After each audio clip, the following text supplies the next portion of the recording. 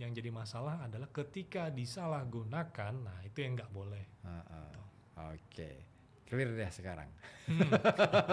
Kadang-kadang kan orang jadi eh, keliru memahami bahwa Ya, yang jadi masalah narkotiknya bukan orangnya. iya benar. Aha. Bahkan kalau boleh cerita sedikit dulu sekitar tahun 1930-an ya. Kalau kita kenal misalkan produsen obat dari Jerman yang namanya Bayer. Nah, tahu ya pasti ya. Bayer itu dulunya itu memproduksi obat batuk gitu ya, di mana bahan bakunya itu berasal dari heroin. Kayak gitu. Dan itu dulu dilegalkan dulunya ya. Jadi obat batuk itu dikonsumsi dan begitu orang itu mengkonsumsi, batuk mereka hilang. Gitu. Tapi ternyata menimbulkan efek lain. Nah, setelah dilakukan pemeriksaan, nah, akhirnya kemudian obat batuk itu dilarang, kayak begitu. Gitu Nah, itu adalah contoh bagaimana memang narkotika itu digunakan di dalam pengobatan. Artinya aturan itu pun berkembang ya. Berkembang terus. Sesuai dengan hasil riset dan macam-macam. Betul. Oke, saya kembali ke WA dulu nih Pak. Ya. Banyak banget yang ngantri. Idana di Bojong. Dulu marak permen yang mengandung narkotika. Apakah hal itu benar seperti itu? Terus bagaimana kita membedakan antara permen yang aman dan yang mengandung narkoba? Wah, ini. Jadi sebenarnya berita permen ini beberapa tahun lalu itu kan sempat muncul ya. Bahkan dulu saya ingat itu sempat muncul menjadi headline di salah satu koran di Jakarta kayak begitu. Nah, yang ingin saya sampaikan adalah ada yang benar, ada juga yang hoax. Kayak begitu. Ada yang benar, ada yang bohong. Kayak begitu. Nah, yang bohong itu mungkin karena alasan persaingan bisnis mungkin kayak begitu. Tapi memang ada juga yang benar berita itu. Nah, sekarang pertanyaannya kalau bagaimana kita memilah-milahnya, kita tidak bisa lakukan secara kasat mata. Gitu. Bahkan oleh saya pun yang bekerja di BNN gitu, misalkan secara kasat mata atau saya mencicipi sedikit gitu ya, terus saya bisa langsung tahu, oh ini haram, oh ini ada narkotikanya. Nah itu nggak bisa, kayak gitu. Betul, kita harus bawa ke laboratorium. Yeah. Nah, memang ini PR gitu mas, gitu. Nah oleh karenanya yang bisa kita edukasi kepada masyarakat itu, terutama kalau kita punya putra putri, adalah supaya mereka bisa lebih hati-hati lagi gitu ya. Pada saat mereka itu makan atau minum gitu ya, apalagi kalau misalkan itu pemberian dari orang yang tidak dikenal kayak begitu. Saya ambil contoh begini misalkan, kalau makanan permen atau minuman yang aman, itu kan udah tertera dengan jelas nih. Mereknya apa, produsennya siapa, gitu kan. Kemudian misalkan expire-nya itu kapan, diproduksinya kapan, gitu ya. Ini berlaku nih untuk obat-obatan, makanan, minuman. Nah, insya Allah kalau kita menemukan barang yang seperti itu aman. Tapi kalau kita misalkan dari awal itu sudah ada kecurigaan, terus tidak ada informasi yang jelas, kayak begitu, nah lebih baik jangan diterima, jangan dikonsumsi. Berarti. Itu dia, jajan anak-anak itu kan kadang-kadang kan produk UMKM lah ya, katakanlah bisnis kecil-kecilan, bisnis rumah tangga. Ya, itu yang susah. Ya. Atau misalkan memang produk itu katakanlah belum memiliki lisensi atau keterangan gitu ya, tapi dijual di tempat yang aman, misalkan di kantin sekolah. Nah, itu kita lebih merasa aman, misalkan seperti itu kayak begitu ya. Ya lebih amannya seperti itu. Kalau jajan ya udah di kantin sekolah cukup. Iya, benar. Yang bahaya itu yang harus dihindari. Kalau yang udah jelas-jelas ya, kalau misalkan menerima dari orang yang tidak dikenal lah udah. Itu udah lebih baik jangan. Oke, itu ya Mbak Idana di Bojong, semoga aja bisa menjawab pertanyaannya. Kemudian dari siapa lagi ini? Dari Murdika V. Nah ini pertanyaannya seru nih. Ini soal seputar kewenangan ya. Kewenangan antara BNN dengan kepolisian dalam upaya memberantas dan pencegahan narkotika itu apa bedanya? Terus kalau sudah ada temuan, kira-kira barang buktinya diapain? Oke. Seperti itu. Gitu. Ya. Oke, pertanyaannya menarik nih. Sebenarnya kalau secara garis besar, tugas BNN itu meliputi upaya pencegahan, kemudian juga upaya pemberdayaan masyarakat, kemudian juga rehabilitasi dan pemberantasan atau penegakan hukum, gitu. Nah, kemudian kalau ditanya bedanya apa sih dengan Polri gitu ya? Sebenarnya bagaimana organisasi BNN ini dilahirkan pada tahun 2009 gitu ya. Nah, harapannya itu adalah BNN itu lebih kepada pengungkapan jaringan sindikat narkoba gitu. Jadi itu yang mungkin membedakan dengan Polri gitu ya. Makanya kalau misalkan kita lihat bicara dalam 1 tahun gitu ya, BNN melakukan pengungkapan kasus misalkan ada 150. Mungkin orang bertanya gitu ya, kok kecil amat gitu. Sementara BNN itu kan ada di provinsi, ada di kabupaten kota gitu. Tapi kok kecil amat Pak gitu kan, cuma 109 gitu ya.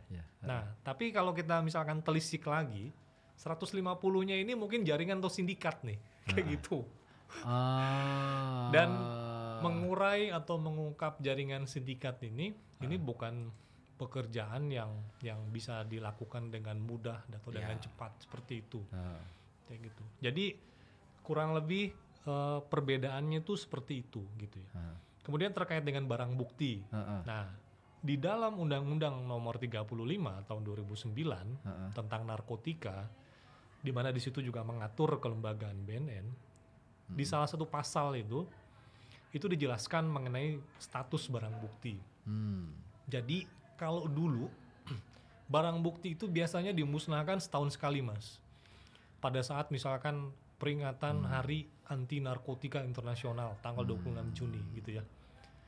Dalam waktu rentang 1 tahun, barang bukti itu mungkin udah berkurang, udah menguap, atau sudah ada yang oknum-oknum tertentu yang mengambilnya, gitu kan. Nah, makanya di dalam Undang-Undang 35 2009 itu diatur bahwa seorang penyidik pada saat dia misalkan melakukan penangkapan atau dan juga penyitaan barang bukti, gitu ya, dalam waktu maksimal 7 hari itu sudah harus ditetapkan status barang bukti tersebut, gitu ya. Apakah ini akan disita atau tidak, gitu. Nah, yang menetapkan itu adalah Kejaksaan Negeri setempat, gitu. Kemudian dalam waktu 7 hari yang bisa diperpanjang menjadi 14 hari, barang bukti itu sudah harus dimusnahkan. Sudah harus dimusnahkan gitu. Jadi itu kalau kita bicara ketentuan gitu ya. Nah, kenapa masalah waktu barang bukti, pemusnahan barang bukti ini diatur untuk menghindari hal-hal yang saya sebutkan tadi itu. Supaya menghindari barang bukti ini disalahgunakan, hilang atau menguap gitu. Dan pemusnahan barang bukti pun kalau misalkan kita di BNN pusat itu atau di BNN provinsi itu dalam hal misalkan melakukan pemusnahan itu ada SOP-nya. Misalkan kita harus cek dulu ada berita acaranya bahwa yang dimusnahkan ini memang betul sabu loh, bukan tawas kayak gitu. Terus diperiksa gitu ya. Kemudian kita juga mengundang dari stakeholder setempat kayak gitu, termasuk juga media massa. Jadi supaya transparan gitu. Artinya sebenarnya sudah ada upaya secara maksimal untuk pemusnahan itu ya. Iya. Soal kemudian ada hal-hal lain itu di luar kewenangan. Dan potensi penyalahgunaan itu selalu ada. Selalu ada juga pihak-pihak yang berupaya mungkin mengambil keuntungan tertentu. Itu dia problemnya di situ. Iya, betul.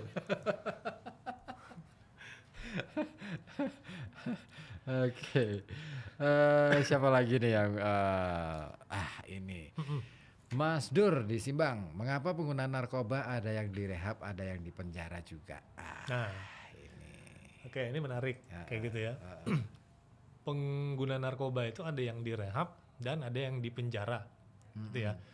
Nah, kalau kita bicara ketentuan sekarang yang berlaku di negara kita ya, Undang-Undang Nomor 35 tahun 2009, sebenarnya ini sangat humanis bagi mereka yang ingin mendapatkan layanan rehabilitasi. Memang yang namanya penyalahguna narkoba itu, Mas, umumnya mereka itu nggak mau direhabilitasi. Gitu. Kenapa? Itu akan jadi hukuman yang menyakitkan untuk mereka. Kenapa? Karena kalau mereka direhab, mereka akan harus menghentikan penggunaan konsumsinya itu narkobanya, ya. gitu ya. Dan itu sangat menyakitkan buat mereka kayak gitu. Nah, kita ini kan punya sebenarnya mekanisme rehabilitasi itu ada 2. Ya. Yang pertama adalah masyarakat itu datang secara sukarela untuk melapor bahwa dia ingin direhab, gitu. Nah, kalau misalkan mekanisme yang pertama ini tidak ada proses hukum yang akan dikenakan kepada si pecandu tersebut, gitu. Jadi tidak perlu takut, tidak ada sanksi hukum kayak begitu. Nah, dan layanannya pun juga gratis, gitu ya. Nah, yang kedua adalah mereka yang misalkan tertangkap tangan direhabilitasi kayak gitu ya. Nah, tapi sebelumnya mereka itu tertangkap tangan oleh petugas kayak gitu. Nah, kita bisa ambil contoh misalkan siapa artis-artis deh yang kita lihat di televisi itu tuh, gitu kan? Dia ditangkap karena pakai narkoba, tapi kemudian direhab seperti itu, gitu ya. Nah, sebenarnya memang itu juga memungkinkan kayak gitu. Memang mereka juga punya hak untuk direhabilitasi setelah melalui tahapan-tahapan tertentu dan juga berdasarkan ketentuan barang bukti tertentu. Jadi ada ininya Mas, ada ketentuannya kayak begitu. Tidak serta-merta itu misalkan kalau dia seorang artis kemudian ditangkap otomatis itu pasti akan direhab gitu ya. Nah, kalau kita bicara ketentuan sebenarnya proses hukumnya tetap akan berjalan. Kalau yang tertangkap tangan gitu ya. Gitu. Jadi mereka yang tertangkap tangan seperti itu ya, karena mengkonsumsi narkoba, apalagi ditemukan barang bukti kayak gitu. Kalau menurut ketentuan, proses hukumnya itu bukan berarti gugur, gitu. Tetap akan berjalan, gitu ya. Saya ambil contoh misalkan anggota DPRD Kota Pekalongan. Yang kemarin ditangkap oleh BNN Batang kayak gitu. Proses hukumnya tetap berjalan nih kayak gitu. Tapi selama kemarin masuk dalam penahanan kami, itu kami melakukan pembantaran, kami berikan layanan rehabilitasi di Lido Bogor selama 3 bulan. Kayak begitu. Nah, selesai 3 bulan, nah kemudian itu masuk kepada tahap 2, kami serahkan kepada pihak kejaksaan negeri setempat. Gitu. Jadi sudah beralih nih sekarang posisinya nih, sudah bukan di bawah kewenangan kami lagi, gitu. Dan proses hukumnya itu tetap akan berlanjut sampai dengan nanti adanya vonis dari hakim. Gitu. Tapi kalau BNN punya kewenangan nggak istilahnya untuk mengawal kasus hukumnya gitu? Tidak. Sebenarnya proses kewenangan kami itu kan di tahap penyelidikan, kemudian penyidikan. Sudah segitu aja ya? Ya, begitu. Artinya kalau sudah P21 sudah di wilayah? Betul. Setelah misalkan P21, nah itu kewenangan kami itu sudah tidak ada. Nah, tetapi sebenarnya kalau secara moral kami sah-sah aja, misalkan kami mengikuti proses persidangannya, seperti apa kami memantau, itu bisa saja. Itu tidak salah kami melakukan hal itu gitu. Iya. Nah, makanya yang saya sampaikan, yang saya tekankan kepada masyarakat ya terkait dengan mekanisme rehab ini, ibaratnya kalau kita memang mau rehabilitasi kayak gitu, kalau kita mungkin ada keluarga yang menyalahgunakan narkoba, marilah kita dorong supaya mendapatkan rehabilitasi dengan cara wajib lapor. Gitu. Melapor dengan sukarela gitu ya. Jangan nunggu sampai tertangkap kemudian nanti baru ingin direhab. Nah, itu akan lebih repot, akan lebih memusingkan untuk kita gitu. Iya. Sudah urusan sama polisi, kena hukum. Iya. Ya kan, artinya kan double dong. Jadi sebelum misalkan ditangkap, segeralah dibawa kayak begitu. Dan saya pastikan bahwa mereka yang datang secara sukarela itu tidak ada proses hukum, kemudian juga layanannya gratis.